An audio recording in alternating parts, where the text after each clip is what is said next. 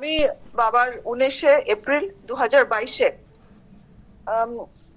এক সাধু এসেছিলেন বেদান্ত সোসাইটি কলকাতা থেকে। তো বেদান্ত সোসাইটি কলকাতার বাবা আগে গেছিলেন। তো সাধু যখন বাবাকে জিজ্ঞেস করলেন, তুমি কি কখনো গেছিলে এই সোসাইটিতে? বাবা বললেন, অনেক বছর আগে গেছিলাম, আর আমাকে একটা বই, অনেকগুলো বই আমাকে দেওয়া হয়েছিল। তারপর সেই সাধুকে বাবা অনেক উপদেশ দিলেন। বাবার ওই পদ্মশ্রী পাওয়ার ভিডিওটা কিন্তু উনি বাবা ওই সাধু লাইভ দেখেছিলেন। আর বাবার সম্পর্কে বায়োগ্রাফি অলরেডি বাবা এই সাধু নিয়েছিলেন। তারপর বাবা ডেইলি রুটিন একটু বললেন, আর বাবাকে প্রশ্ন জিজ্ঞেস করলেন যে আপনার বাল্যকাল কোথায় কেটেছে? তো বাবা বলল, কলকাতায় আর নবদ্বীপে। তখন জিজ্ঞেস করলো, তখনকার মানে কারো কি আপনার মনে আছে ওই সময়, ওই কালীনে? তো বাবা বললো, হ্যাঁ, নেতাজি আর প্রভুপাদ, যার নাম ছিলেন অভয়চরণ। তারপর বাবাই সাধুকে 24টা একাদশীর নাম বললেন, যেটা নাম জপ করলে খুবই ভালো, আর একাদশী পালনের মাহাত্ম্য বললেন। তারপর 24টা একাদশীর নাম হচ্ছে অজা, রমা, পদ্মা, সফলা, নির্জলা, সথিলা, জয়া, বিজয়া, অপরা, ইন্দিরা, কামদা, কামিকা, পুত্রদা, মুক্ষদা, পবিত্রা, উৎপন্না, পাশাঙ্কুশা, শয়নী, মোহিনী, যোগিনী, আমলক্ষী, প্রবোধিনী, বরধিনী, পাপমোচিনী।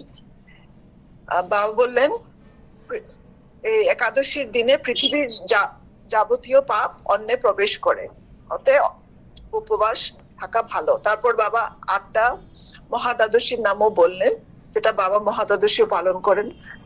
তারপর অষ্টমীতে মানে পালন করাটা ভালো, আধ্যাত্মিক উন্নতি হয়। তখন বাবা এই সাধুকে উপদেশ দিলেন, মানে কথা প্রসঙ্গে বের হলো যে বাবা মানে কি কি আসন করেন, মুদ্রা করেন। তখন বাবা বলল, আমি 3টা মুদ্রা করি, সেটা হচ্ছে মহামুদ্রা, মহাবন্ধ মুদ্রা, আর মূল বন্ধ মুদ্রা। মুদ্রা করলে তোমার কাম ভাব চলে যাবে। বাবা নিজের কথা বললেন, আমি সবাইকে মা ডাকি। আচ্ছা, তারপর বাবার আগের যেখানে বাবা গেছিলেন 2022 এপ্রিল, মে, সেগুলো আমি অলরেডি আগের এপিসোডে বিস্তার ভাবে আমি বলেছি, সেটা রিপিট করব না। ব্যাঙ্গালোর গেছিলেন বাবা, তারপর বেনারসে অনেকগুলো ট্যুর ছিলেন, তো সেটা আমি আর রিপিট করছি না এখানে। 2022-এ বাবা জন্মোৎসবের ঠিক পরে বোধহয় সেটা মাউন্ট আবুতে গেছিলেন ব্রহ্মকুমারীদের কাছে। সেখানে বাবা মানে ফার্স্ট রেকর্ডেড স্পিচ, আমি বাবাকে স্পিচ দেওয়া কখনো শুনিনি, তবে মাউন্ট আবুতে বাবা একটা খুব সুন্দর নিজের হাতে লেখা একটা স্পিচ ওখানে দিয়েছিলেন। সেই স্পিচটারও ইউটিউব আছে, ওটাও দেওয়া আছে আগে।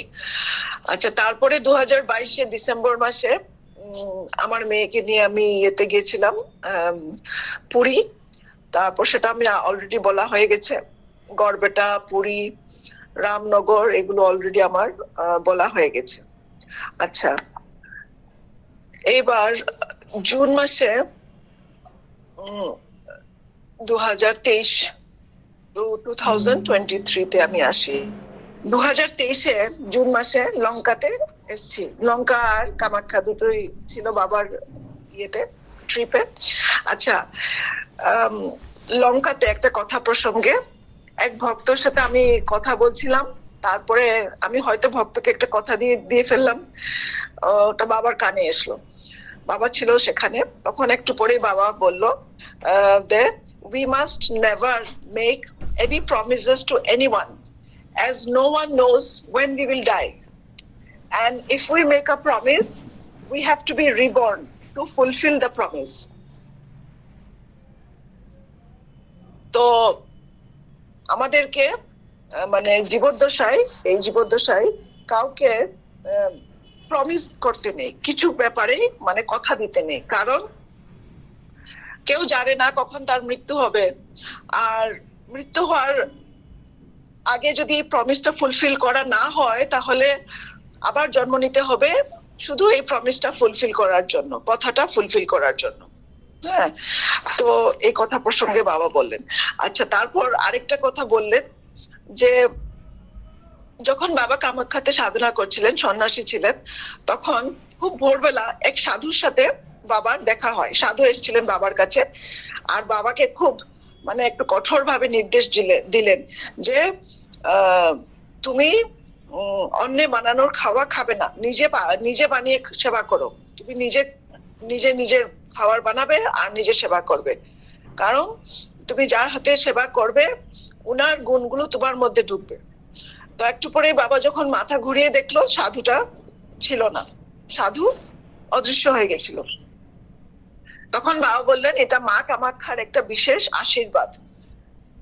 আর বাবা বললেন এই ইনফরমেশনটা বাবা আমার সাথে শেয়ার করছে।